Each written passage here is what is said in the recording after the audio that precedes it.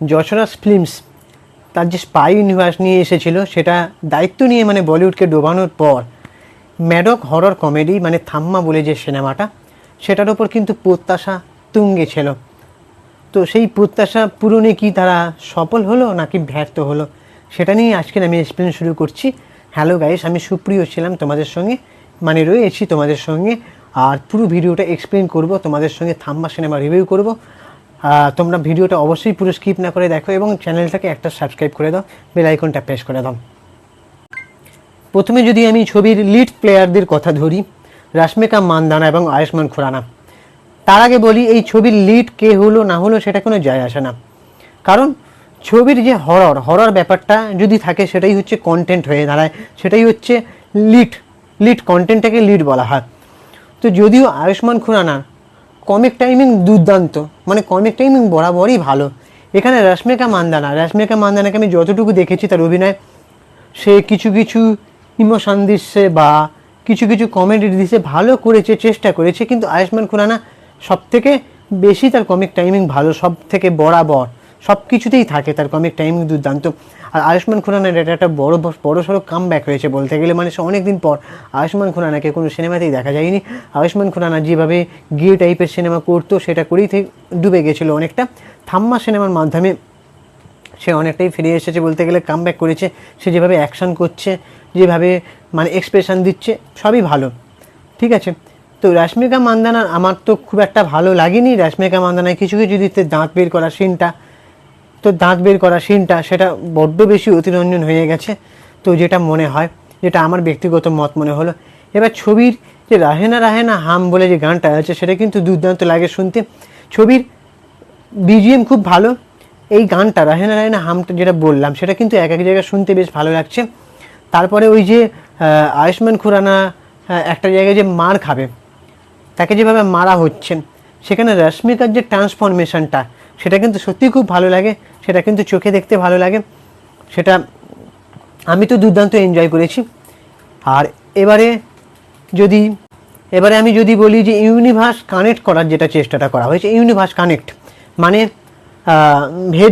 ভেরিয়া যে বরুণ ধাওয়ান একটা দারুণ ক্যামিও আছে, ঠিক আছে, সেটাকে যেভাবে মানে তার সঙ্গে কানেক্ট করার চেষ্টা করা হয়েছে সেটা বেশ এক্সাইটিং ছিল ব্যাপারটা। কিন্তু কোথাও একটা মনে হলো যে না, সেই মানে কি বলবো, মানে ক্যামিও দিয়ে বা কোথাও একটা ইউনিভার্স কানেক্ট করার চেষ্টা করলেই কিন্তু হয় না, সেটাকে আরও ভালোভাবে ফোটানোটা কিন্তু জরুরি, বা ভালোভাবে এক্সপ্লোর করা, এক্সিকিউট করা, সেটা আমার ব্যক্তিগত মত। তারপরে এবার যদি বলি যে যার অভিনয়, নওয়াজুদ্দিন সিদ্দিকী আছে, গীতা আগারওয়াল আছে, ফয়সাল আছে, যে প্রহ্লাদ কাকা যে চরিত্র যেটা ফেমাস, ঠিক আছে। তারপরে হচ্ছে রাশমিকা মান্দানা, আয়ুষ্মান খুরানা যারা আছে বললাম, পরেশ রাওয়াল আছে। কিছু কিছু তাদের 5 লাইন কমেডি সেটা কিন্তু দুর্দান্ত উপভোগ্য বলা যায়। এবার আসি ছবির কি ভালো লাগেনি। দেখো, ছবির প্রথমে যেটাকে বলবো যে ভালো লাগেনি, প্রথমে যদি বলি আমি, ওই যে নওয়াজুদ্দিন সিদ্দিকীকে যে ব্যবহারটা করা হয়েছে, নওয়াজুদ্দিন সিদ্দিকী যে বেতালের ব্যাপারটা আসে, ঠিক আছে। নওয়াজুদ্দিন সিদ্দিকীকে যখন নেওয়া হচ্ছে তখন সে একটা দুর্দান্ত অভিনেতা, তার থেকে অনেক বেশি হাই এক্সপেকটেশন থাকে। সেই চরিত্রটাকে আরও ভালোভাবে আমার মনে হয় মানে দর্শকদের এক্সপেকটেশন অনুযায়ী নওয়াজুদ্দিন সিদ্দিকীকে ব্যবহার করা উচিত ছিল। কিছু কিছু ক্ষেত্রে নওয়াজুদ্দিন সিদ্দিকীকে মনে হয়েছে তাকে অতিরিক্ত ভাড়ামো করছে।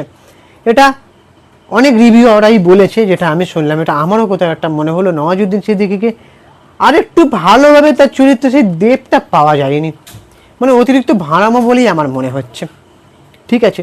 এবার যদি বলি আমি যে আয়ুষ্মান খুরানা যেখানটা খুব মার খাচ্ছে, ঠিক আছে। এবার সে মানে নায়ক একটা সিনেমায় হবে, মার খেতে খেতে তার যে ঘুরে দাঁড়ানোটা, ঠিক আছে, সেটা কিন্তু একটা বিল্ড আপ প্রয়োজন।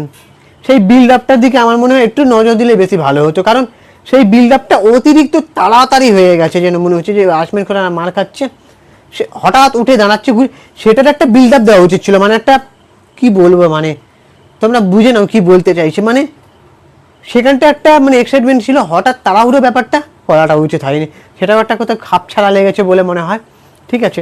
একটা বড় বাজেটের সিনেমা করছে, সেখানে দর্শককে কীভাবে কানেক্ট করতে হবে সেটা কিন্তু ছবি নির্মাতাদের মাথায় রেখে কিন্তু ছবিটা বানানো উচিত। ঠিক আছে, এবারে যদি আমি আসি আইটেম ড্যান্স নিয়ে। দেখুন, আমি বলবো না যে সুন্দরী নায়িকাদের একটু শর্ট ড্রেস পরিয়ে বা কি বলবো, মানে আমি সে ভাষাটা বলতে পারছি না, মানে হট ড্রেসের বিল্ড আপ করে মানে তাকে যে মানে আইটেম ড্যান্স ঢোকানো হবে সেটা দেখতে মন চায় না সেটা বলবো না।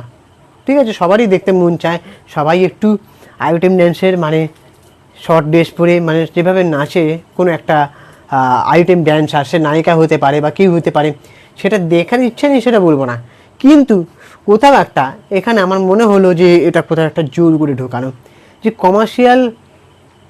কমার্শিয়াল এলিমেন্ট বোঝানোর জন্য মাল মশলা দিতে হবে বলে সে আইটেম ড্যান্সটাকেও জোর করে ঢোকাতে হবে, এটা কিন্তু কোথাও মনে হয়েছে জোর করে ঢোকানো। তো এবারে বলবো মাল মশলার ট্রিটমেন্ট হিসাবে তোমাকে যেটা বললাম যে আয়ুষ্মান খুরানার ওই যে ব্যাপারটা আমার ভালো লাগেনি, যে হঠাৎ করে বিল্ড আপটা খুব তাড়াতাড়ি লাগছে, কোনো জায়গায় স্লো লাগছে, এরকম কিছু কিছু জায়গায় আমার খাপছাড়া লেগেছে। তো এবার এই নয় যে সিনেমা ভালো হয়নি বা পুরো ইউনিভার্সটাই খারাপ, সেটা আমি বলবো না। যাদের ভালো লেগেছে অবভিয়াসলি এই সিনেমাটা অনেকের কাছেই ভালো লেগেছে, বা অনেকের কাছে ভালো লাগেনি। তো এই সিনেমাটা নিয়ে হাই এক্সপেকটেশন অনেকেরই থাকবে। কোন সিনেমাটা দেখার পর না স্ত্রী 2 এইসব সিনেমা দেখার পর থেকে কিন্তু থাম্মার ওপর একটা বিশাল হাই এক্সপেকটেশন দর্শকদের মধ্যে থাকবে, কারণ যেভাবে বড় বাজেটের সিনেমা বানানো হয়, যেভাবে হরর ফিল্ম বলিউডে বুড়ি হচ্ছে এখন, যেভাবে একটার পর একটা সিনেমা আসছে হরর ফিল্ম, তারপরে যে পরের সিনেমার প্রত্যাশা কিন্তু দর্শকদের বহুগুণ বেড়ে যায়। তো সেটা মাথায় রেখে সিনেমা বানানো উচিত। ঠিক আছে, তো এটাই বলা। এবারে বাকি তাদের ইউনিভার্সের কিন্তু আরও বড় বড় ছবি আসছে, সেগুলো দেখা যাক কেমন হয়। এবার তোমাদের কী ওপিনিয়ন তোমরা জানাও, আর চ্যানেলটাকে সাবস্ক্রাইব করে দাও, আগেই বললাম। এবং আমি ইনস্টাগ্রামে রয়েছি চিঙ্কি বাবু 2531, তোমরা ওখানে গিয়ে ফলো করে দাও। টাটা, দেখা হচ্ছে পরের ভিডিওতে। আর হ্যাঁ, ততক্ষণে নিজের শরীরের খেয়াল রাখো, সুস্থ থাকো, ভালো থাকো। আর হ্যাঁ, অবশ্যই কমেন্টে মতামত জানিও তোমাদের থাম্বা সিনেমাটা কেমন লেগেছে।